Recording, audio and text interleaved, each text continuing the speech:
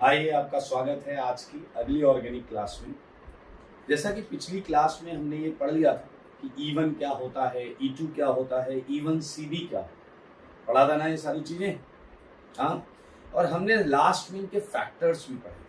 वो कौन कौन से फैक्टर्स हैं जिनसे E1, E2 और E1CB डिपेंड करते हैं जिन चीज़ों पर। तो हमने लास्ट में एक टेबल भी बनाई थी E2 और E1 की, उसमें हमने वो सारी फाइनल बातें लिखी थी।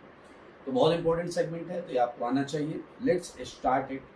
ये सारी चीज़ें पढ़ने के बाद अब हम जो करेंगे वो है आपका एप्लीकेशन पार्ट। ठीक है, तो E2 हमें पता है क्या होता है, E1 हमें पता है क्या होता है, E1CB हमें पता है क्या होता है, और ये कहाँ कहाँ पर होते हैं ये भी हमें पता है। So let's start. आज हम एप्लीकेशन पार्ट से स्टार्ट करेंगे। ठीक है भाई लोग। So starting with application of E2। E2 का एप्लीकेशन हम पढ़ने जा रहे हैं। ठीक है, E2 में जो जो होता था, लाइक E2 एंटी एलिमिनेशन होता था, स्ट्रॉन्ग बेस चाहिए, वो सारी चीजें यहाँ लगेंगी। तो पहला E2 का जो एप्लीकेशन है, सारे लोग ध्यान से सुने, वो है डिहाइड्रो हैलोजिनेशन। नाम थोड़ा सा बड़ा है लेकिन काम इसके अंदर जरा सा है। मेरे भाई, हम उतनी देर से जितनी चीजें पढ़ चुके हैं इस चैप्टर में वो सब डिहाइड्रोहेलोजिनेशन। चलो थोड़ी अकल लगाते। डी का मतलब डिलीट करना है, डिलीट करना है। हाइड्रो मतलब हाइड्रोजन, साथ में हेलोजिनेशन मतलब हेलोजन, यानी कि आप डिलीट करो हाइड्रोजन और हेलोजन। अगर आप हाइड्रोजन और हेलोजन कहीं से डिलीट करते हैं तो प्रोसेस का नाम हो जाएगा डिहाइड्रोहेलोजिनेशन। तो हम इसे डेफिनेशन लिख सकते हैं। क्या लिख सकते हैं बताइए? व्हेन हाइड्रोजन एंड हेलोजन, सही बात है, when hydrogen and halogen are eliminated from any compound, किसी कंपाउंड से, from any compound during a reaction, सही बात है, then that reaction is known as dehydrohalogenation. बहुत पॉपुलर नाम है ये डिहाइड्रो, क्या आ जाएगा बताइए? डिहाइड्रोहेलोजिनेशन। मेरे भाई, अपने को H हटाना है और X हटाना है, काम हो जाएगा। चलिए, और सब कुछ पता है वैसे ही, बेस एंटी पोजीशन से आएगा। चलिए मैं कुछ क्वेश्चंस दे देता हूँ और आपको इन क्वेश्चंस को करना है। लाइक क्वेश्चन नंबर 1 मैंने आपको दिया है CH3 CH2 and this is Cl, और ये है एल्कोहलिक KOH, याद है बेस। सेकंड क्वेश्चन, मैं यहाँ बहुत सारे कंपाउंड्स रख सकता हूँ, ये देखें alcoholic KOH। Third CH3 CH3, चलो इसे 3 डिग्री ले लेते हैं। ठीक है, ये Cl यहाँ ऊपर लगा लो, यहाँ पर CH3, ये Cl। ठीक है, एक एग्जांपल और ले लेते हैं, CH3 प्रोपाइल क्लोराइड। मेरे भाई बहुत आसान क्वेश्चंस हैं ये, और इनसे रिलेटेड और भी सारी चीजें पूछी जा सकती हैं, अभी हम इन्हें करेंगे भी, टेंशन मत लीजिए। क्वेश्चन नंबर 5 पर चलते हैं। ठीक है, क्वेश्चन नंबर 5 में एक हम लाइन फॉर्मूले पर लेंगे, आइसोब्यूटाइल क्लोराइड। ये आइसोब्यूटाइल क्लोराइड आप देख सकते हैं, तो हमने आइसोब्यूटाइल क्लोराइड यहाँ पर लिया है। चलिए और क्वेश्चंस लेते हैं, लाइक CD3 CD2Cl।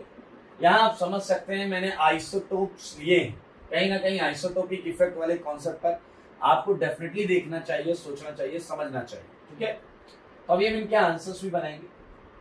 कुछ और क्वेश्चंस कर लेते हैं।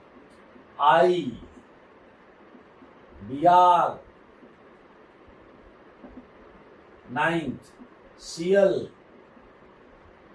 एक और देता हूं 10th में सारे लोग ध्यान से देखिए, देखना है सबको, वो भी बोर्ड पर। यहाँ 2 Cl, एक बेंजीन पर लगा है और एक साइक्लोहेक्साइल सेगमेंट पर लगा है। तो इन सारे क्वेश्चंस को आपको उसी तरीके से करना है, बहुत ही आसान है।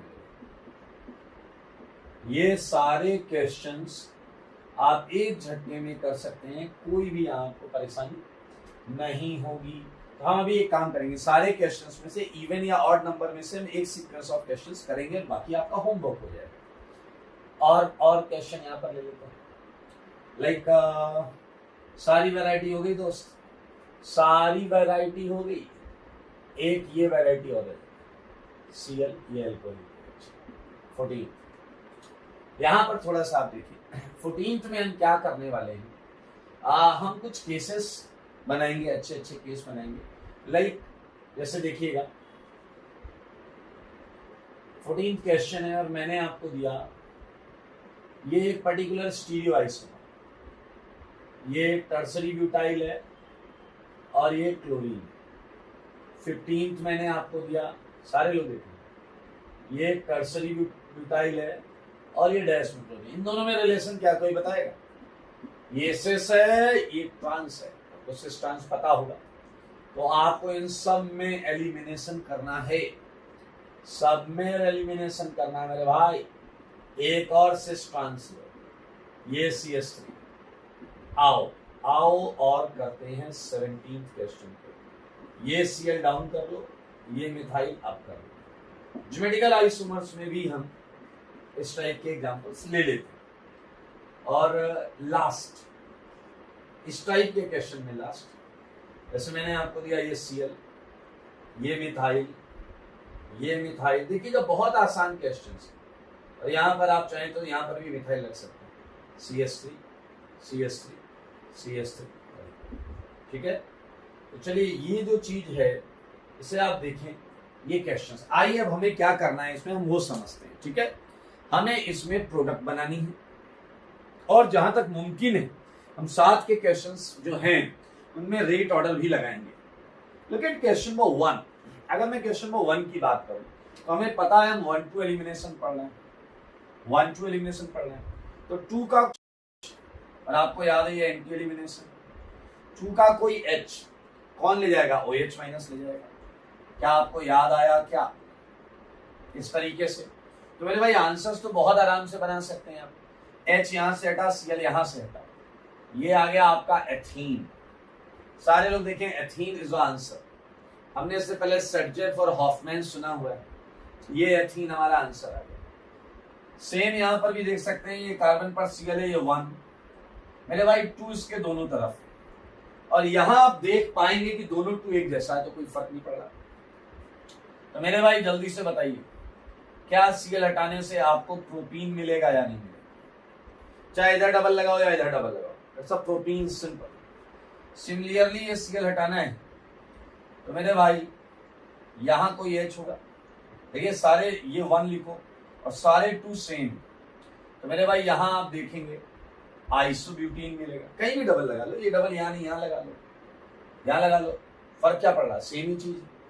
सिमिलरली ये H यहां से Cl हटेगा, यहां से H हटेगा, इसका भी आंसर प्रोपीन। 5th डे मजेदार क्वेश्चन है, 5th डे। तो 5th में आपको आगे क्या देखना है? ये 1 ये 2 और यहां से H हटा दो, ये H। तो मेरे भाई आप यहां देखो, यहां भी आपको मिलेगा आइसोब्यूटीन, ठीक है।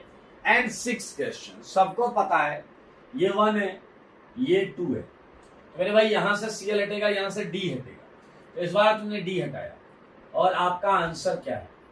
CD2 double bond CD2। तो मेरे भाई 1 to 6 बड़ा अच्छा सेगमेंट है। अगर आप चाहें तो आप 1 to 6 तक रेट ऑर्डर लगा सकते हैं। कैसे लगा सकते हैं?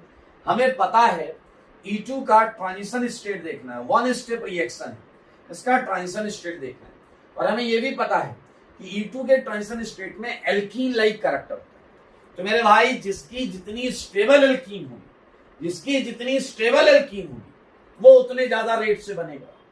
तो मेरे भाई चलो चेक करते हैं, ये और एक ये भी है।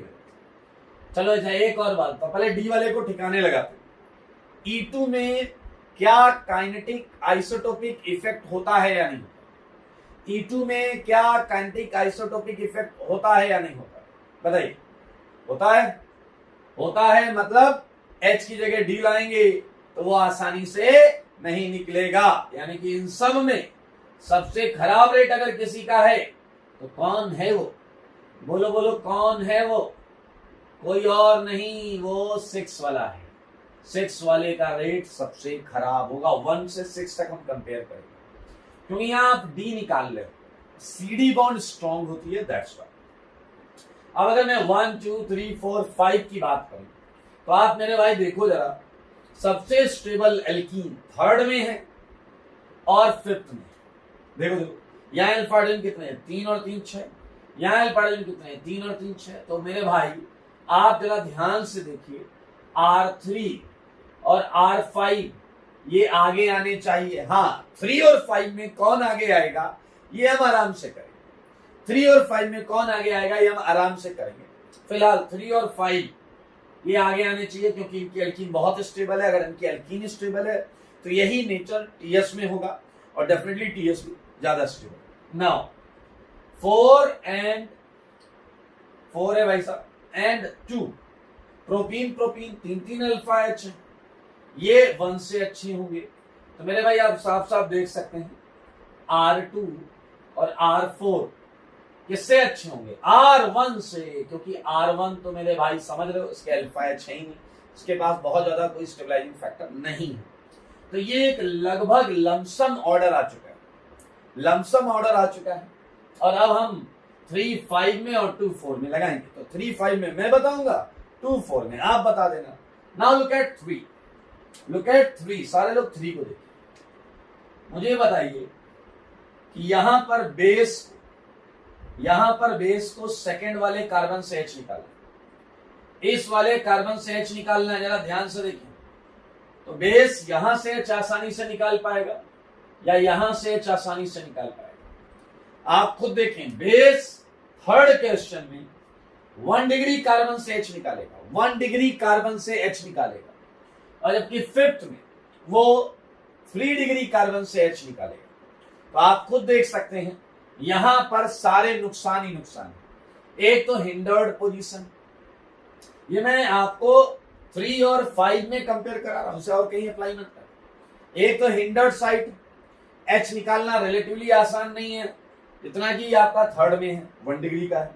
सेकेंड बात, आपको पता 1 डिग्री और 3 डिग्री में स्लाइट एसिडिक स्ट्रेंथ में भी फर्क होता है। 1 डिग्री का H आसानी से निकल सकता है। तो क्या आप समझ गए हैं, आंसर में R3 ग्रेटर देन R5 आएगा।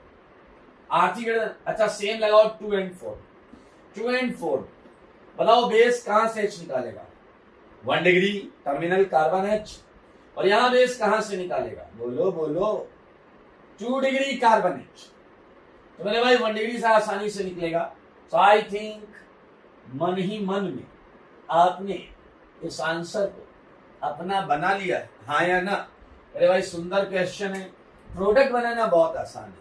बाजू से हमें H हटाना होता है, and we just completed rate order between 1 to 6। तो अब आपका जो टास्क है वो है जल्दी से अभी के अभी आपको जो क्वेश्चन करने हैं 7 8 9 10, 4 क्वेश्चन है और आपके पास 2 मिनट, आपका समय चालू होता है अब। सॉल्व करें जल्दी से। 7 8 9 10 ये चारों सॉल्व करने बहुत आसान है। और 7 8 9 में तो आप रेट ऑर्डर भी लगाइए, 7 8 9 में आप रेट ऑर्डर भी लगाइए, करिए।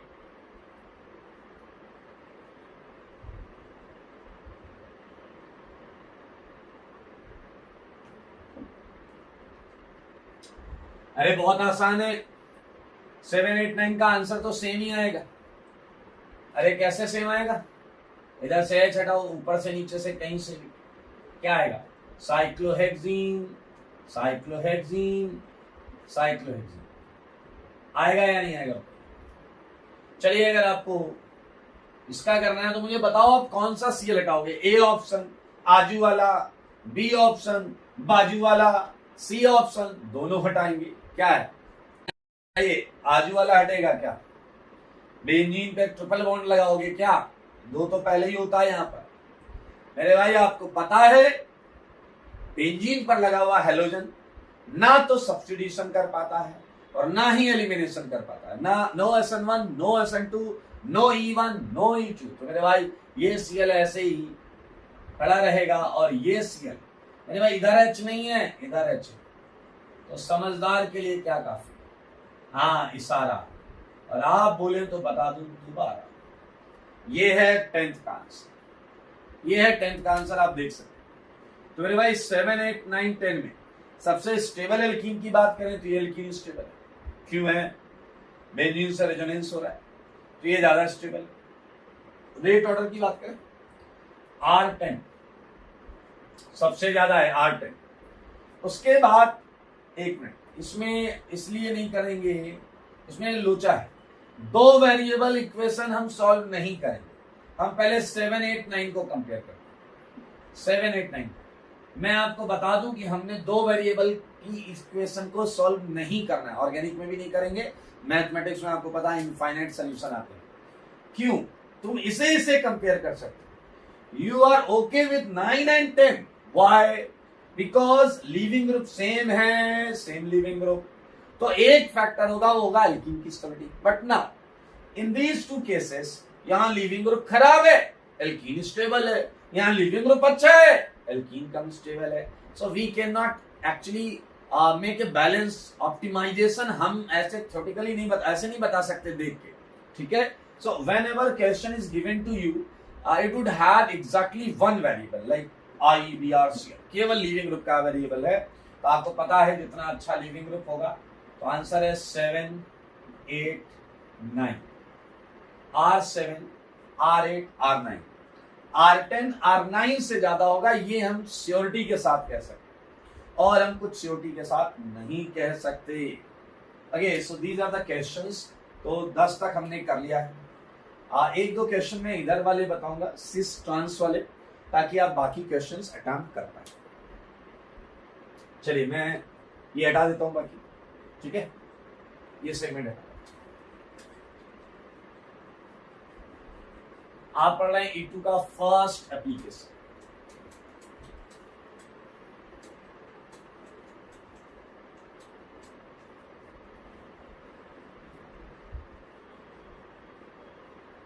ओके,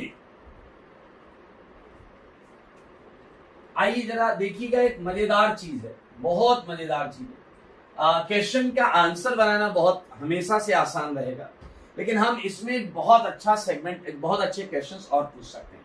लाइक मैं आपको इसके आंसर्स बनाकर पहले दिखाता हूं। देखिए ये 2 है, ये 1 कार्बन, तो यहाँ का H हटा दो, H और Cl हट गया और आपको आंसर मिल गया। तो कोई रॉकेट साइंस नहीं, ठीक है। अब जैसे ये वाला क्वेश्चन देखिएगा, इसमें कितना अच्छा पूछा जा सकता है। फिलहाल आंसर बनाना बहुत आसान है। कैसे? ये आप Cl है, आपको पता है यहाँ 2H है, यहाँ 2H हैं, एंटी एलिमिनेशन होता है ना भाई लोग। E2 कैसा होता है? Anti elimination. तो मेरे भाई ये ऊपर वाला Cl है, तो इसे कैसा H चाहिए? नीचे वाला। तो नीचे वाला H इसे आजू से भी मिलेगा, बाजू से भी मिलेगा।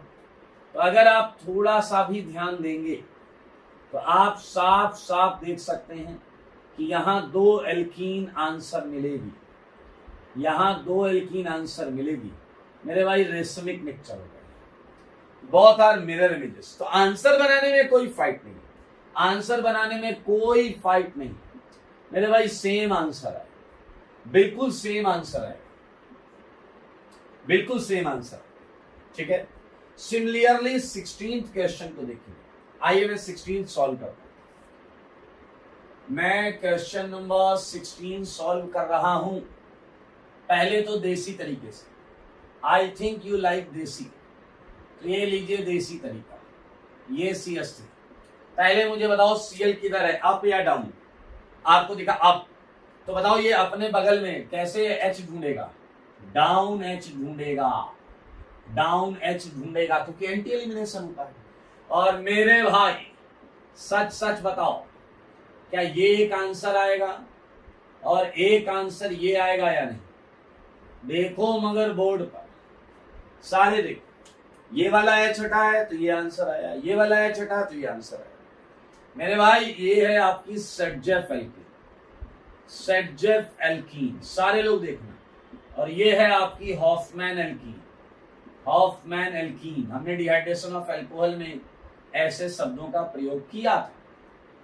अच्छा, अगर मैं आपसे पूछूं मेजर प्रोडक्ट कौन है, तो मेरे ख्याल से आप इसे मां बुलाएंगे, इसे मी बुलाएंगे, माइनर बुलाएंगे। मेरे भाई यहाँ और भी क्वेश्चंस, अगर ये मेजर है तो ये ज्यादा अच्छे रेट से बना होगा इस केस में पर्टिकुलरली, लेकिन अक्सर हम इस टाइप की चीजों को रिप्रेजेंट कैसे करते हैं, सारे लोग देखना। आपको पता है एच और सीएल एंटी रहा होगा एलिमिनेशन में, क्योंकि ये एंटी एलिमिनेशन। मेरे भाई 6 की रिंग की एक्चुअल फॉर्म क्या होती है आपको पता है? चेयर। क्या होती है? चेयर। सारे लोग क्या होती है? चेयर। और 6 की रिंग में एंटी पोजीशन केवल एक्सियल कराती है। आप बुद्धि लगाओ, समझो। इसके अलावा तुम्हें एंटी पोजीशन कहीं नहीं मिलेगी। एक और एक्सियल होता है, एक्सियल ही एंटी का मतलब जानते हो? एंटी का मतलब 180 पर। एक ने कहा क्या बात कर दी, मैं इक्वाटोरियल दिखाता हूं आपको। मेरे भाई ये कहां से एंटी है? ये इक्वाटोरियल इस इक्वाटोरियल से कहां एंटी है? इस इक्वाटोरियल के एंटी अगर कुछ है तो वो ये बॉन्ड है, एंटी। तो ये चेयर कंफर्मेशन के अंदर एंटी अरेंजमेंट केवल एक्सियल पर आता है, केवल एक्सियल पर आता है। ये समझ लो, ठीक है ना? मैं यहां पर लिख भी सकता हूं, anti arrangement appears only on axial adjacent position in chair conformation। आओ बच्चों तुम्हें बताएं, तो मेरे भाई मैं यहां पर एक काम करता हूं, मैं आपको वो एंटी कंफर्मेशन बनाकर दिखाता हूं, एंटी अरेंजमेंट जो अपने को चाहिए। सीएल किधर है बताओ जरा, सीएल किधर है? अप। मेरे भाई बना लिया सीएल अप। बताओ सीएल को मैंने एक्सियल क्यों रखा? अरे तुम इसे एलिमिनेट कराना चाहते तो इसका एंटी सेगमेंट में होना जरूरी है। और एंटी कब बनेगा? जब ये एक्सियल ये सीएल अप, ये CL up, clockwise methyl up, तो यहां अप क्या आएगा? इक्वेटोरियल। कोई बात नहीं, समझो इशारे को। देखो यहां इसे एंटी पर एच मिला है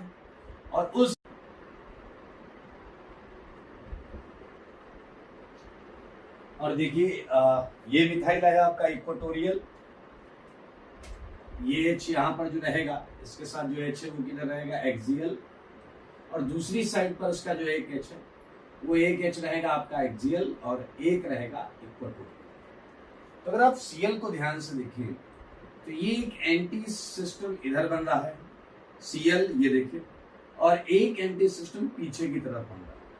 तो जब इस पर आपका बेस जो एल्कोहलिक KOH है वो बेस आएगा, तो सच बताइए वो बेस किधर से अप्रोच करेगा? बेस तो एच को लेने आएगा, तो वो नीचे से अप्रोच करेगा। तो एक एलिमिनेशन आप इस तरीके से देख सकते हैं, और यही बेस नीचे की तरफ से ही इस एच को अप्रोच करेगा। और एंटी एलिमिनेशन जैसा कि हमने E2 की मैकेनिज्म में ट्रांजिशन स्टेट बनाई थी, उस तरीके से आप देखेंगे इसके 2 आंसर्स आएंगे। आंसर हमने पहले लिख लिए थे। इधर देखिए एच हटेगा तो मिथाइल की तरफ डबल आएगा, ये सेटजेफ हो गया। और ये देखिए दूसरी साइड से भी एंटी एलिमिनेशन बन रहा है, इधर से एच हटेगा तो मिथाइल आपका एज यूजुअल रहेगा और ये डबल। तो मेरे भाई आप साफ साफ देख सकते हैं ये मेजर प्रोडक्ट है, क्योंकि यहाँ एल्कीन बहुत ज्यादा स्टेबल है। सही है या नहीं? अच्छा आओ एक काम करते हैं, इसी के साथ हम क्वेश्चन नंबर 16 ले लेते हैं और फिर उनके रेट को कंपेयर करते हैं, ठीक है? तो और ये 16 हमने लिया हुआ, 17 ले लेते हैं। सॉल्यूशन ऑफ 17 देखना जरा। ये है डैश में सीएल, ये है वेज में CH3। मुझे बस एक बात बताओ, सारे के सारे एक बात बताओ, सीएल है डाउन, एंटी एलिमिनेशन होना है, जैसे बाजू में एच कैसा चाहिए? डाउन या अप? एंटी के लिए ये खुद डाउन है, तो बाजू में एच कैसा चाहिए? अप चाहिए। लेकिन मेरे भाई यहां तो एच डाउन है, हाँ यहां एच अप जरूर मिलेगा। अरे यहाँ दोनों एच है यार, तो एक डाउन होगा एक अप होगा। तो मेरे भाई इस केस में आप साफ साफ देख सकते हैं सीएल को एंटी एलिमिनेशन एक ही साइड से होता हुआ दिख रहा है। तो मेरे भाई इस रिएक्शन का आंसर भी केवल एक होगा। देखो ध्यान से, केवल एक आंसर, ये इसका आंसर। यहां पर एक सिंगल प्रोडक्ट है, और वही इसका मेजर प्रोडक्ट। अब अगर हम रेट को कंपेयर करें, चलिए वो करेंगे, इसका चेयर से थोड़ा एक्सप्लेनेशन, मैकेनिज्म इसकी चेयर से लिखते हैं। हमने चेयर बना ली, फिर से उसी तरीके से ये चेयर, ध्यान से देखिएगा। अभी क्या है, सीएल डाउन, और हमें सीएल को कराना है एलिमिनेट, और हमें पता है एलिमिनेशन होता है एंटी, और हमें पता है चेयर में एंटी पोजीशन आती है एक्सियल। एक्सियल सीएल है डाउन, तो क्यों ना मैं डाउन एक्सियल लगाऊं। लुक एट, ये सीएल, ये डाउन एक्सियल, डाउन भी लगाना है एक्सियल भी लगाना है, तो down axial. Clockwise methyl up, clockwise यहां अप क्या आ रहा है, एक्सियल, मिथाइल ये देखिए एक्सियल, और इसका एच किधर होगा, इक्वेटोरियल। ये एच सीएल के साथ एंटी नहीं है, देख लो देख लो, लेकिन इसके दूसरी साइड सीएल के इधर मेरे भाई एक एच बिल्कुल एंटी है, वो ये वाला एक्सियल वाला है। ये मैंने जो डार्क किया है देखिए, ये एंटी एलिमिनेशन सेगमेंट। और मुझे बताओ इसके एलिमिनेशन में बेस किधर से आएगा, इसके एलिमिनेशन में बेस नीचे से गया था, थोड़ा सा बेस नीचे से बना लो, यहां से, ये देखिए ये OH माइनस नीचे से जाएगा, या H नीचे, यहां पर किधर से आएगा, देखो मगर ध्यान से, ऊपर से, ये Cl। और आपको जवाब तो मिलेगा, ऊपर लिखा हुआ वही है, सेम आंसर है। ये देखिए, जस्ट क्रेडिट दिस आंसर। अब मेरे भाई साफ साफ देखो, अगर मैं आपसे बोलूं कि 16 और 17 के रेट को कंपेयर करो, तो नॉर्मली E2 का कॉन्सेप्ट क्या होता है, नॉर्मली E2 का कॉन्सेप्ट होता है एल्कीन की स्टेबिलिटी। आप देख सकते हैं इसमें सबसे स्टेबल एल्कीन सेडजेफ एल्कीन बन रही है, इसके 3 2 5 2 7 अल्फाइड, और यहां जो एल्कीन बन रही है उसके मात्र 2 और 1 3 अल्फाइड। तो मेरे भाई R ऑफ 16, अगर मैं ये लिखता हूं कि rate of 16 is greater than rate of 17, तो मेरे ख्याल से ये आप सबको क्लियर है, इसमें कोई डाउट नहीं होना चाहिए। इसका जो ट्रांजिशन स्टेट बनेगा उसमें एल्कीन लाइक कैरेक्टर बहुत ज्यादा स्टेबल होगा, तो रेट ऑफ 16 ज्यादा है। अब आपको एक और विचार करना है, वो विचार ये है कि अगर मैं आपसे बोलूं कि 16 की जो माइनर प्रोडक्ट है उसके बनने का रेट और 17 के रेट में कौन ज्यादा होगा, थोड़ी बुद्धि लगाना। अब आप एल्कीन स्टेबिलिटी बुद्धि नहीं लगा सकते, क्यों नहीं लगा सकते, 16 की माइनर को देखो और 17 की प्रोडक्ट को देखो, इसकी माइनर को देखो, इसकी प्रोडक्ट। मेरे भाई ये माइनर है और ये ओरिजिनल है, लेकिन ये दोनों एल्कीन हूबहू सेम है। अगर ये एल्कीन हूबहू सेम है तो स्टेबिलिटी भी सेम होगी, किसकी, बोलो बोलो किसकी, टीएस की। लेकिन एक चीज हम समझ सकते हैं, वो देखो जब आपका बेस इसे नीचे से अप्रोच कर रहा है, तो इस एच को अप्रोच करते समय ये एच भी नीचे की तरफ था और ये एच भी नीचे की तरफ था। समझना मामले को। जब वो इस एच को अप्रोच कर रहा था तो ये 2 एच थे, और जब वो इस एच को अप्रोच कर रहा था तो 2 एच ये नीचे थे। मैं क्या कहना चाहता हूं यहां समझ में आएगा। यहां पर जब वो एच माइनस इस एच को अप्रोच कर रहा था, तो एक तो इस एक्सियल पर, पीछे वाले एक्सियल पे हाइड्रोजन था और एक मिथाइल था। मेरे भाई क्या आपकी नजर पड़ी इस मिथाइल पे, बड़ा वाला का बेस ऊपर से जब एच लेने आएगा तो इस वाले में कंफर्मेशन में मिथाइल अपसाइड है, बड़ा वाला है, ये आप जैसा है एकदम, और ये क्या करेगा, OH माइनस को हिंड्रेंस देगा, hindrance. And because of that hindrance इसका ट्रांजिशन स्टेट बहुत स्टेबल नहीं बनेगा। And we can comment again कि मेरे भाई 16th की माइनर प्रोडक्ट भी 17th के मेजर प्रोडक्ट से या ओनली प्रोडक्ट से भी फास्ट बनेगी। ये एक इंटरेस्टिंग पॉइंट है, हम यहाँ देख सकते हैं, समझ सकते हैं, और आप ये जरूर बनाएं और इसके बाद खूब सारा अपने शब्दों में इसे एक्सप्लेन करें। तो वी जस्ट एक्सप्लेन 15th, अब 14th हो गया, 16th, 17th हो गया। बाकी क्वेश्चन आप इसी तरीके से चेयर वेयर बना के अच्छी तरीके से एक्सप्लेन करेंगे। तो आफ्टर 18 क्वेश्चंस मैं ये हटा रहा हूं और मैं कुछ और एग्जांपल्स डीहाइड्रोहेलोजिनेशन के आपको कराऊंगा, ये हटा रहा हूं।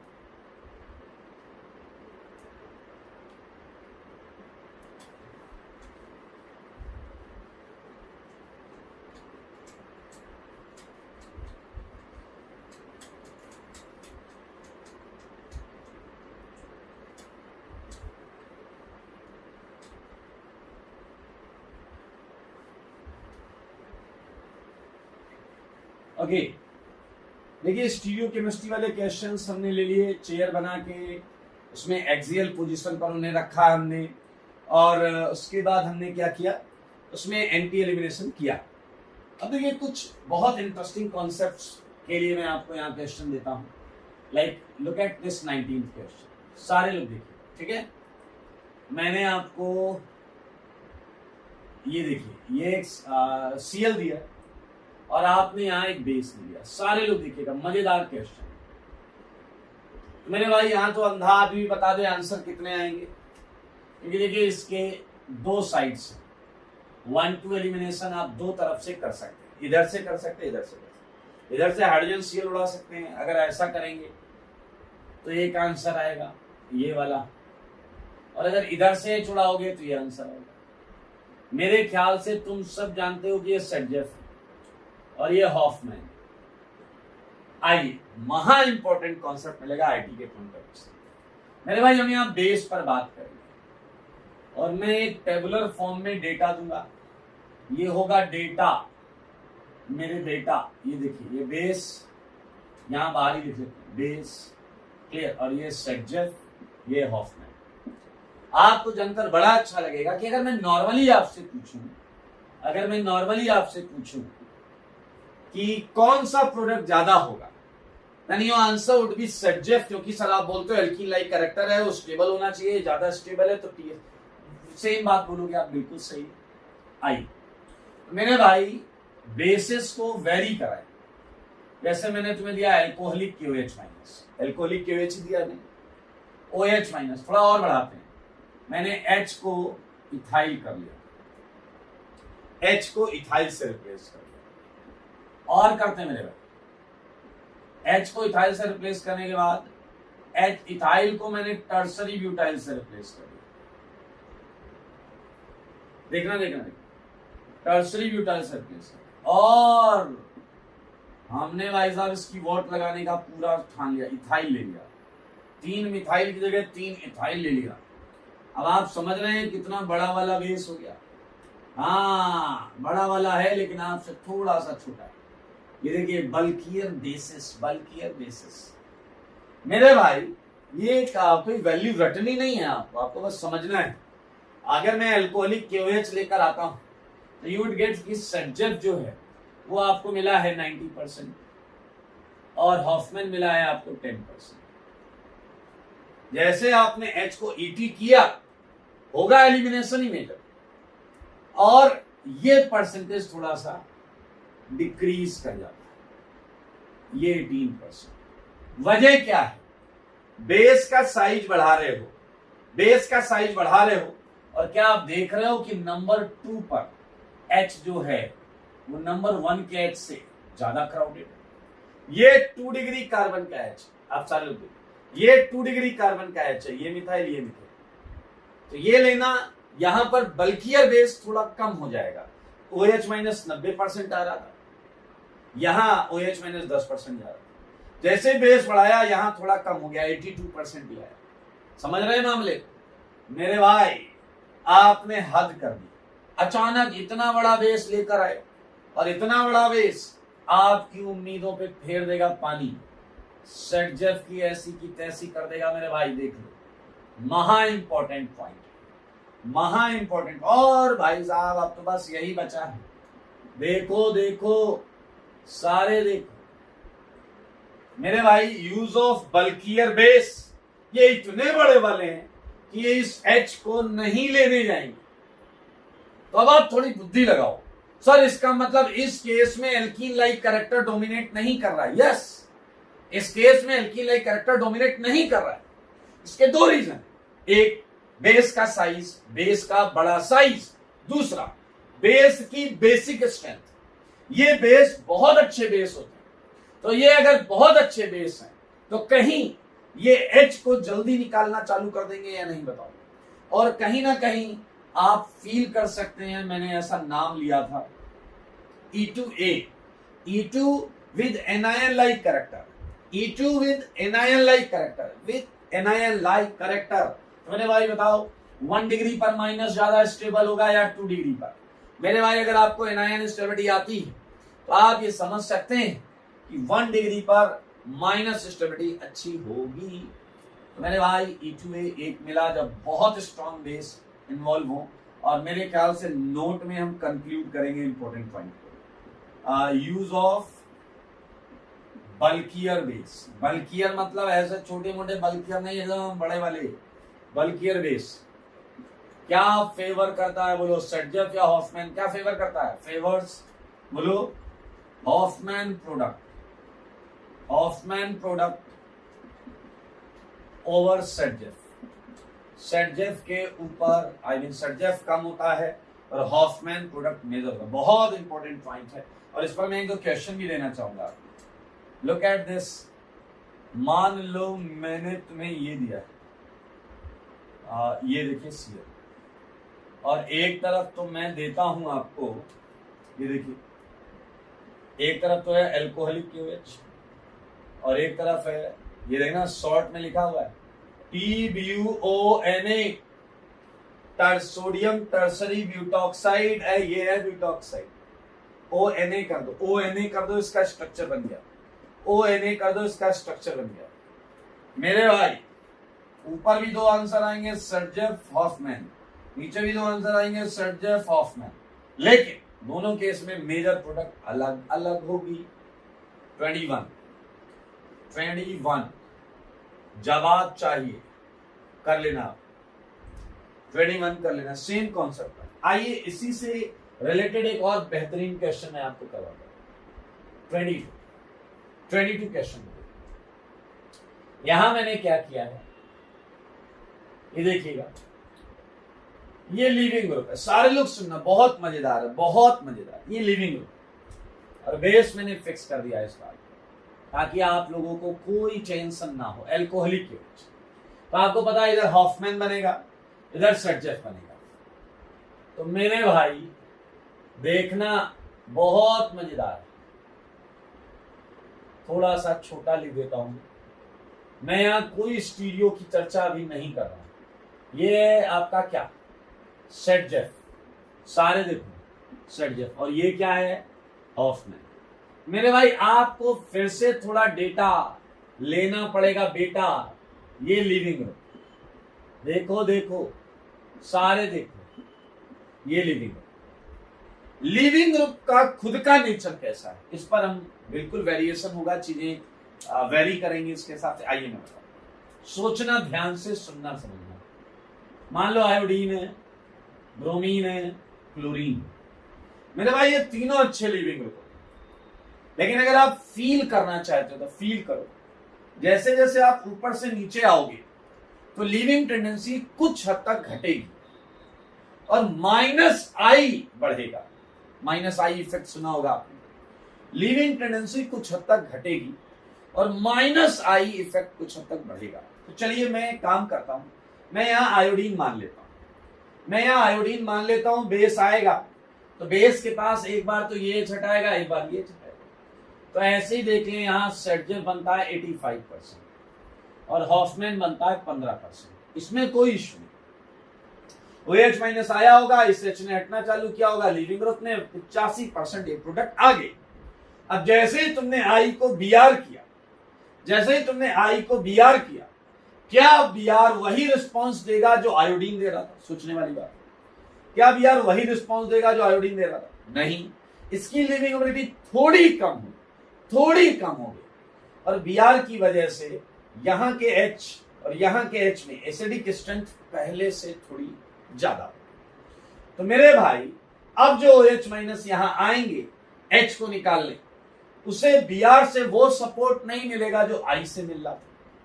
तो मेरे भाई OH- कुछ OH- इस जगह से मूव करके यहां चले जाए कुछ, और ये आप देख सकते हैं यहां पर 72% एंड 28%। कुछ OH- बेस यहां से यहां चले जाएंगे और देखेंगे वो परसेंटेज आपको बढ़ा हुआ दिखेगा। Cl के केस में मेरे भाई सेम सिचुएशन फॉलो करें, लेकिन ये देखें कि परसेंटेज सर्जेफ का ही ज्यादा है। ऐसा क्यों हो रहा है? लिविंग एबिलिटी घट रही है और इनके बढ़े हुए -I की वजह से, यहां के H की एसिडिक स्ट्रेंथ बढ़ने की वजह से कहीं ना कहीं E2A की तरफ बढ़ रहा है। और फ्लोरीन लेते ही मामला गड़बड़ हो जाएगा। गड़बड़ नहीं होगा, समझो। फ्लोरीन लेते ही, फ्लोरीन तो भाई साहब घटिया लीविंग ग्रुप, फ्लोरीन तो कहेगा अपन नहीं हट रहा है, अपना हमारा मूड नहीं अभी हटने का। तो मेरे भाई अब रिएक्शन पूरी की पूरी किस तरफ झुक जाएगी, वो है E2A। और आपको जानकर अच्छा लगेगा कि 20% सेटजेफ और 80% हॉफमैन बनेगा। याद रखना रिएक्शन E2 ही है। मैं यहां लिख देता हूं नो टू। क्या बताइए, पुअर लिविंग ग्रुप, ये poor leaving group and poor leaving group with strong minus I effect. Poor living group with a strong minus I effect, like देखो जरा फ्लोरीन, आपको पता है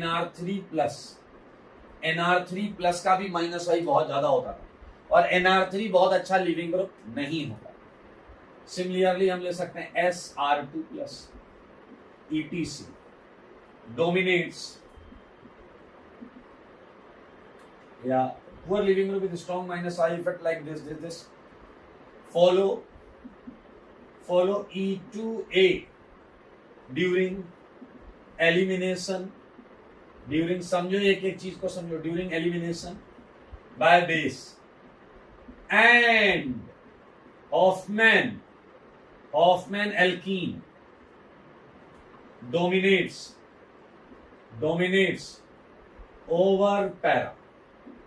ये बहुत इंपॉर्टेंट है मेरे भाई, ये पॉइंट भूल गए अगर तो कुछ मार्क्स भूलने पड़ेंगे आपको। मोस्ट इंपॉर्टेंट आप देखें हॉफमैन कब कब डोमिनेट कर सकता है। तो बेस बड़ा ले आओ, एक लिविंग ग्रुप घटिया ले आओ, उस पर कुछ क्वेश्चंस कराऊंगा मैं आपको। 23 देखो मगर बोर्ड पर NMe3+ और ये OH- एंड ये हीट। क्लियर? ये क्वेश्चन 24, एक क्वेश्चन और दूंगा मैं, ये है SMe2+ एंड OH-। देख लीजिए सेम कॉन्सेप्ट है E2A का, ठीक है, देख लीजिए सही का।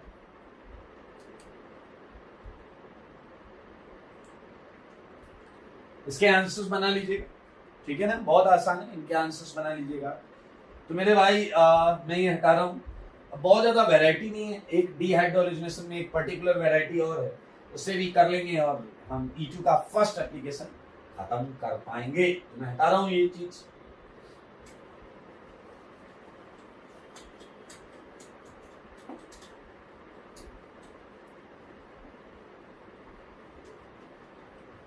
ओके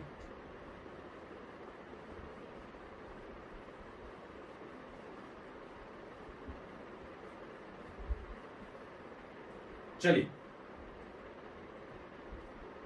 हमने 24 क्वेश्चंस किए। Look at 25।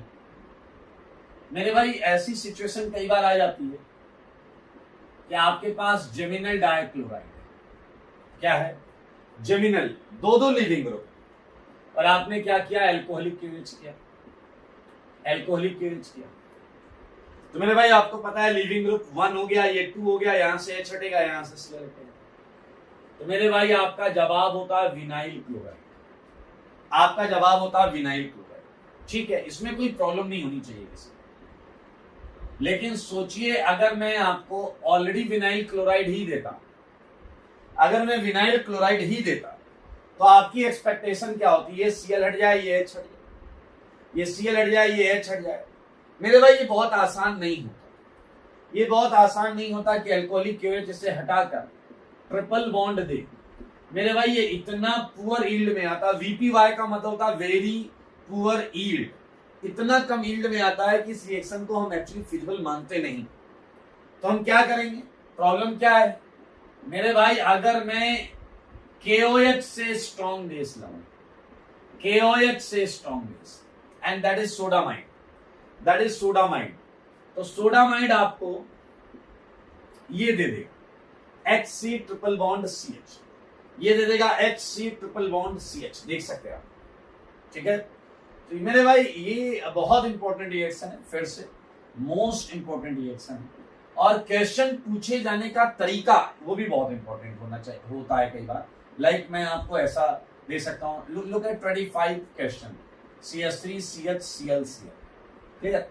मैंने यहाँ लिखा एल्कोहलिक QH, तो बताइए क्या किया होगा इसमें, एक Cl एक है, छठा होगा ऊपर वाली रिएक्शन, और फिर मैंने एरो के नीचे लिख दिया NaNH2, मतलब दूसरा बचा वाला ये निकाल ले जाएगा, तो जवाब क्या आएगा, triple bond triple bond triple bond. मेरे भाई एक 28th क्वेश्चन, देखो क्वेश्चन पूछे जाने के तरीके से आप आंसर देंगे। लाइक अगर मैं आपसे पूछूं कि इसका एक मोल, इस कंपाउंड का एक मोल NaNH2 के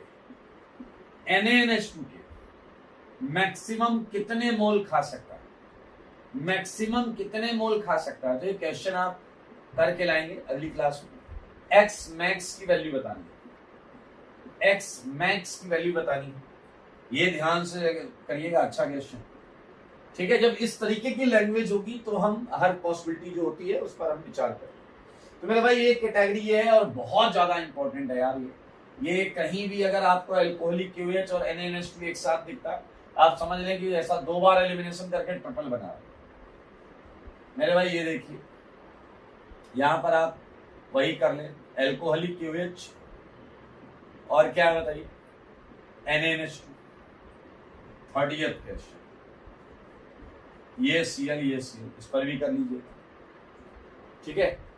एक और चीज देखिए 31, अगर दोनों Cl 6 की रिंग पर, तो आपको पता है आप सर के बल भी खड़े हो जाओगे ना, तो भी दूसरा Cl नहीं निकाल पाओगे। 6 की रिंग में ट्रिपल बॉन्ड नहीं आती मेरे भाई, ट्रिपल बॉन्ड नहीं आती। एक क्वेश्चन और है, मैंने यहां पर लिखा है 1 2 3 4 5 6, ठीक है। हेक्सा क्लोरो साइक्लोहेक्सेन, तो ये एक आइसोमर है, stereo isomer of this, clear. और जब हमने कराया एल्कोहलिक QH, क्लियर, तो इस रिएक्शन का जो रेट है, rate of reaction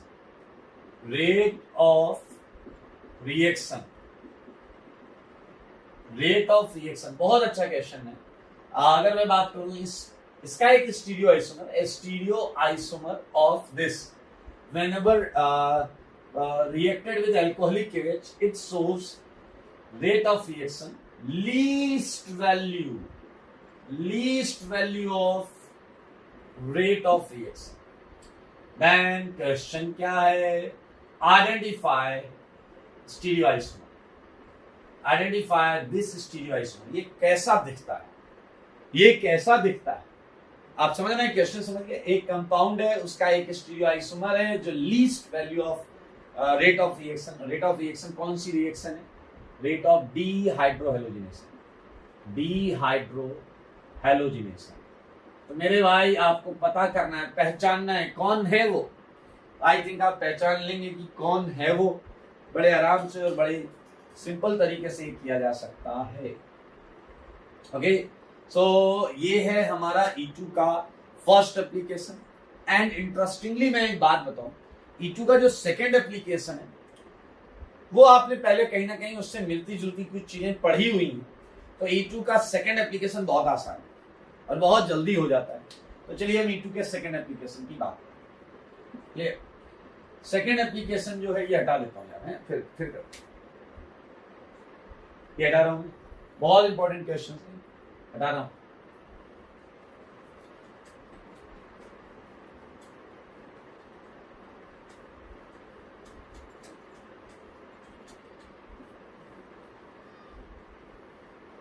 okay,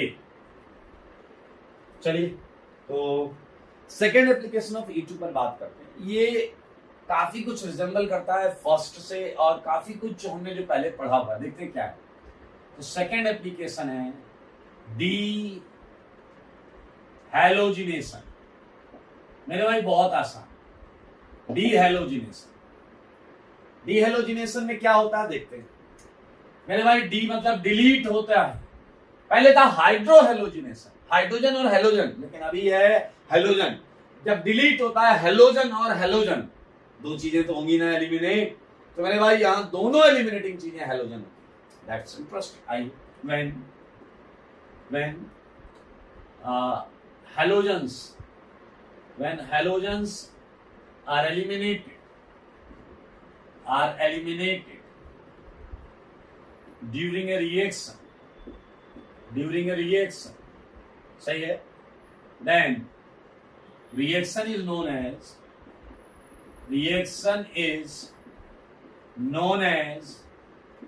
dehalogenation। आओ एग्जाम्पल दिखाता हूं, मुझे पता आप एग्जाम्पल के लिए बेकरार हो रहे हैं। ये भी एक्स, पीछे वाले दो एक्स हैं, ये देखो मेरे भाई इसकी पहचान। और ये रिएक्शन, एक रिएक्शन के साथ आप थोड़ा सा कंफ्यूज हो सकते हैं, और बताना कौन सी रिएक्शन के साथ कंफ्यूज होंगे। ये NaIAC2। मेरे भाई मैं याद दिला देता हूं, अगर एक एक्स है तो ये रिएक्शन हमने SN2 में पढ़ी है। SN2 में पढ़ी है फिंकलस्टीन, याद आया फिंकलस्टीन, वो SN2 है। लेकिन अगर दो एक्स हैं आजू बाजू तो ये E2 है। मेरे भाई जवाब आपको ये मिलेगा, आप देखें एल्कीन, एक NaX लेकर भागेगा और एक I भी X लेकर भागेगा, इंटर हेलोजन का। ये देखिए, ये है आपका E2 का एक और एग्जांपल। यहां पर आप जिंक डस्ट भी ले सकते हैं, तो आपको आंसर वही मिलता प्लस ZnX2। तो आप ये लोगे तो ये लो, एल्कीन तो सेम ही आ रही है। मजेदार, ये है क्या E2, मतलब एंटी एलिमिनेशन होगा, एवरीथिंग इज सेम। और ये इसकी मैकेनिज्म में एक बार को लिखता हूं, मेरे भाई समझना, बड़ी मजेदार इंटरेस्टिंग स्टोरी होगी। I- एंड फिर से वैसा सीन बना लो, याद आया कुछ? हाँ, जो उधर मैकेनिज्म में बनाया था मेरे भाई, ये देखिए। अब आपके दिमाग में थोड़ा सा ये भी होगा, सर पहले तो H होता था, H पे पार्शियल प्लस होता था तो बेस उस पे जाता था, अभी तो इस X पर पार्शियल माइनस होगा, अभी कैसे जाएगा? धैर्य है, थोड़ा सा ठंड रखें, अपने आप आंसर मिलेगा। मेरे भाई यहाँ कॉन्सेप्ट बेहतरीन, आपको पता है ये लिविंग ग्रुप की तरह बिहेव करेगा तो भागने का प्रयास करेगा, ये भागने का प्रयास करेगा तो इस X पर पार्शियल माइनस होगा, कार्बन पर पार्शियल प्लस, और यहां के प्लस को देखकर सच बोलो, क्या X NGP जैसा कुछ करेगा या नहीं? क्या X NGP जैसा कुछ करेगा या नहीं? और X जब NGP जैसा करेगा तो इस X पर प्लस आएगा, फिर I इससे इंटरेक्ट करने की कोशिश करेगा। और देखो सारे बोर्ड पर मेरे भाई क्या क्या बनने की संभावना है यहाँ पर, उसकी बात करते। देखो ये कौन भाग रहा है? X क्या लेकर भाग रहा है? इलेक्ट्रॉन, ठीक है। यहां डबल कैरेक्टर आ रहा है X, और मेरे भाई ये I। सारे लोग ध्यान से देखिए, ये इसका ट्रांजिशन स्टेट है, ये है डीहैलोजिनेशन का ट्रांजिशन स्टेट। आओ बच्चों तुम्हें बताएं, break, this dash means break, break form, break form, break form, break form. चलो यहां से देखते हैं, break form, break form, break form, समझ रहे हैं आप? ये आ रहा है, थोड़ा सा लिखता हुआ चलता हूं। ये क्या है? ब्रेक। ये क्या है? फॉर्म। ये क्या है? ब्रेक। ये क्या है? फॉर्म। ये क्या है? ब्रेक। ये क्या है? फॉर्म। मेरे भाई आप देख सकते हैं कि इंटर हेलोजन कंपाउंड IX यहां से निकलेगा, तो बनने वाली चीज क्या होगी? बनने वाली चीज होगी एक एल्कीन, एक IX और X माइनस, ये है। और यहां पर आप देखें दोनों एंटी एलिमिनेशन, फिर से एंटी पर है इसलिए, और आपसे एक छोटा सा प्रश्न, उसका जवाब दो। ये बताने की जरूरत नहीं है कि E2 मैकेनिज्म है, क्योंकि E2 का ही एप्लीकेशन पढ़ रहे हैं। मैं लिख रहा हूं ऑर्डर ऑफ, ये बताना है rate of, order of rate of following vicinal halides, I mean dihalides. चलो मैंने आपको दिया, बोलो बोलो, आयोडीन, आयोडीन। मैंने आपको दिया है ब्रोमीन ब्रोमीन, आपको मिला ClCl। पहले कौन हटेगा बताओ, लीविंग टेंडेंसी के हिसाब से बताना है, कुछ नया नहीं है यहाँ पे, आयोडीन जल्दी हटता है। और सिंपल सी बात है, आपको मैं कुछ महसूस कराऊंगा, करना महसूस करना, सारे महसूस करना, एंटी एलिमिनेशन सारे महसूस करना, ठीक है। सोचो सोचो, ध्यान से सोचो। ये है डायहैलाइड, ये है डायहैलाइड, विसिनल डायहैलाइड, विसिनल डायहैलाइड। सारे लोग देखें प्लीज, तुम्हें एक डायहैलाइड जो कि विसिनल है उससे 2x निकाल ले। कैसे? एंटी तरीके से। और क्या बना रहे हो? एल्कीन। ओके, फिर से सोचो, फिर से सोचो, मैंने क्या बोला? डायहैलाइड है, विसिनल डायहैलाइड है, उससे X2 निकाल ले। X2 कैसे निकाल लो? एंटी तरीके से। और आंसर क्या है? एल्कीन। मेरे भाई याद करो, इसका रिवर्ट हम कर चुके हैं। एल्कीन पर हमने X2 को एंटी तरीके से जोड़ा था और विसिनल डायहैलाइड बना। Addition of X2, carbocation mechanism chapter जो था ऑप्टिकल के जस्ट बाद वाला, वहां किया। एल्कीन पर X2 जोड़ा था एंटी तरीके से और आंसर आया था विसिनल हैलाइड। और आज क्या कर रहे हैं? विसिनल हैलाइड को X2 निकाल रहे हैं एंटी तरीके से और एक एल्कीन मिल रहा है। अब आप कहोगे क्या बताना चाहते हो? आपको अगर याद हो, वहां नोट में हमने एक इंपॉर्टेंट टेबल लिखी थी और वो टेबल थी जैसी एल्कीन अगर वैसा ही एडिशन, तो बड़ा वाला नाम याद है, एराइथ्रो। जैसी एल्कीन अगर वैसे ही एडिशन तो एराइथ्रो। आज हम उल्टा कर सकते हैं, अगर एराइथ्रो है और आप एंटी तरीके से निकाल ले तो आपकी एल्कीन, आप समझ रहे हैं, ट्रांस आएगी, क्योंकि एंटी ट्रांस। मेरे भाई सेम चीज को रिवर्ट किया जा सकता है। ये कुछ क्वेश्चंस करते हैं। क्वेश्चन नंबर 1, मेरे ख्याल से ये हलवा क्वेश्चन, हलवा question of the day, NaI acetone. Look at second question. मेरे भाई मैंने ये प्रश्न दिया आपको CH3 HCl और ये CH2Cl। इट्स नॉट नेसेसरी कि हमेशा Cl ही होगा, ये Br भी हो सकता है। अरे यार, अच्छा यहाँ मजेदार, यहाँ तुम्हें टेंशन सेटजेफ हॉफमैन की ज्यादा नहीं आएगी। 2 Cl हैं, हटाओ बीच में डबल लगा, 2 Br हटाओ बीच में Br लगा। उसमें क्या था? Cl एक, इधर भी H इधर भी H। यहाँ बड़ा आसान है। Look at third question. ये आपका Cl है, ये Cl, ये हटेगा बीच में डबल आ जाएगा, है ना आसान? बहुत आसान है मेरे भाई। ये Cl, ये Cl। एक मैंने दिया अल्कोहलिक QH और एक मैंने दिया NaI एसीटोन, ठीक है। मैं लुक एट थोड़ा सा इंटरेस्टिंग क्वेश्चन कैटेगरी में जो मैं बता रहा था उधर लेकर चलता हूँ आपको। यहाँ IX और X-1। Look at fifth. सारे लोग, ये मिथाइल, ये हाइड्रोजन, ये क्लोरीन, ये हाइड्रोजन, ये क्लोरीन, ये, और ये है NaI एसीटोन। सारे लोग देखें। 6 में मैंने दिया आपको methyl, methyl, ClCl, HH, NaI acetone. 7th ले लो आप। 7th में आप न्यूमन ले सकते हैं, Cl, phenyl, H, Cl, phenyl, H, ठीक है। तो मेरे भाई बहुत आसान। Look at 5th। मुझे बताओ ये कैसा है? एराइथ्रो। देखो एराइथ्रो, मीजो। अगर आप दोनों Cl एंटी से निकालोगे तो एल्कीन का नेचर भी कैसा होगा? ट्रांस। मेरे भाई ये एक झटके में आपको आ जाएगा, एक झटके में आ जाएगा। देखिए बाकी तो जो चीज निकलनी नहीं। लुक एट ये कैसा? 3O। सोचो ये कैसे बनता था? क्लोरीन के किस एल्कीन के एडिशन से ये बनता था? क्लोरीन के किस एल्कीन पे एडिशन से 3O बनता था? ऑब्वियसली योर आंसर इज सिस।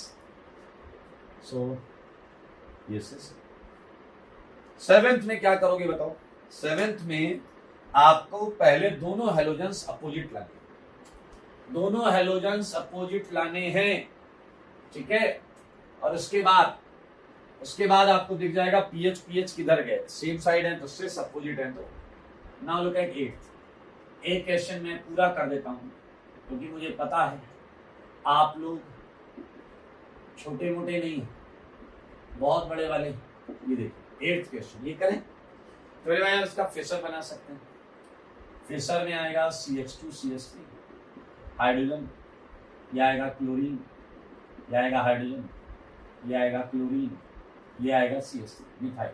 ठीक है, चल तो हमारा प्रायोरिटी क्या है, Cl क्या रहे, Nt। तो एक काम कर, इस Cl को नीचे कर लें और इस Cl को ऊपर। पहले इस Cl को नीचे कर, अगर ये Cl नीचे आएगा तो डैश में कौन जाएगा, मिथाइल CH2CH3, और वेज में कौन रहेगा, हाइड्रोजन। हाइड्रोजन यहाँ, Cl यहाँ, ये। और अगर ये Cl ऊपर गया तो बताओ मिथाइल बाहर आ जाएगा या नहीं, और H किधर रहेगा, H अंदर। अब मेरे भाई मैं क्या बताऊं आपको यार, यही आंसर तो पहले भी आप समझ रहे थे, I-। तो क्या आप देख रहे हैं इथाइल और मिथाइल अपोजिट है या नहीं। अगर इथाइल मिथाइल अपोजिट है तो आपको ये आंसर मिलेगा, ये इथाइल ये मिथाइल अपोजिट, ट्रांस। वैसे भी आप सोच सकते थे एराइथ्रो किस एल्कीन से आता है, एंटी एडिशन कर, ट्रांस से आता है, trans is direct answer. So it's very interesting कि हमने E2 के 2 एप्लीकेशन कर लिए। अब आप एक काम करें, होमवर्क सुनने सारे। होमवर्क में एक तो आप DPP 15 मैंने पिछली बार डिस्कस की थी, DPP 16 कर लें। सारे लोग देखें DPP 16 होमवर्क है, और आप सीट वापस चालू कर सकते हैं। सीट जो है सब्स्टिट्यूशन एलिमिनेशन की, उसमें जहां तक हमने किया है उसके आगे 30 क्वेश्चंस और 30 क्वेश्चंस और। ठीक है, बड़ा इंपॉर्टेंट और मजेदार चैप्टर है। आई होप आप इसे पढ़ रहे हैं, समझ रहे हैं और होमवर्क भी करते रहें। आज के लिए इतना ही, चलिए स्वस्थ रहें, मस्त रहें और पढ़ाई में व्यस्त रहें।